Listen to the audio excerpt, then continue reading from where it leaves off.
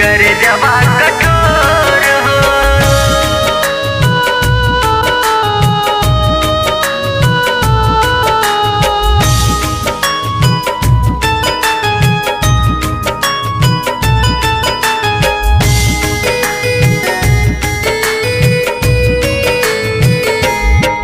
कर जवा कठोर हो।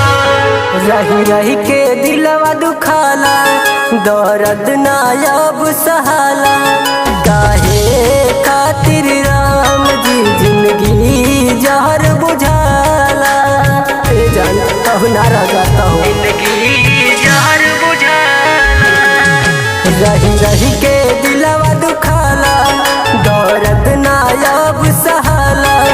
काहे खातिर राम जी जिंदगी जहर बुझाला। नीक नाही लागे खाइल पियल हमसे और हो। बहुत आट दिनों रतिया अखिया से लोर हो। काहे भगवान कैला कर जवा कठोर हो। काहे भगवान कैला कर जवा कठोर हो। कर जवा कठोर हो।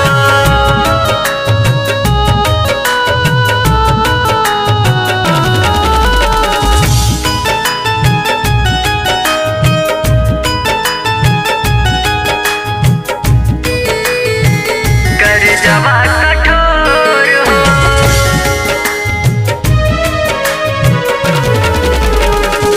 तोड़ दिहल दिल हमर ले गइल चैना। आज भी जो हाथे राह वो कर नैना। रे जान ऐसे करे के रहे तो काहे दिल लगलू। वो कर जुदाई अब न सहाता हो राम जी। प्यारी के बदले दिहल जहर के जाम जी। बीच राह हमारा के दिहल सब छोर हो।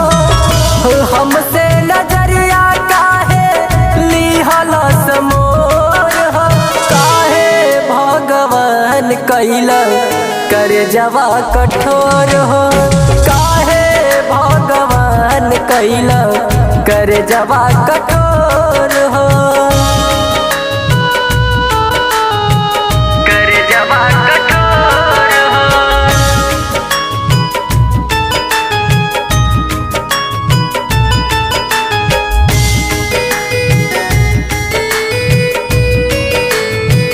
कर जवा कठोर हो।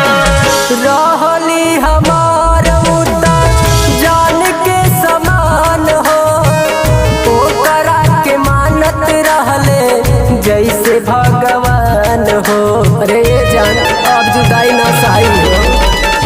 दुश्मन भी रहे दर्द मिले ना विधाता। संतोष संवरिया से ना जुदाई सहाता। सागर संगली हलू काहे नेहिया के जोर हो। हमसे सनहिया लिहलू काहे जान तोर हो।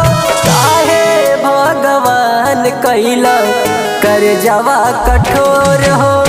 काहे भगवान कैला कर जवा कठोर हो।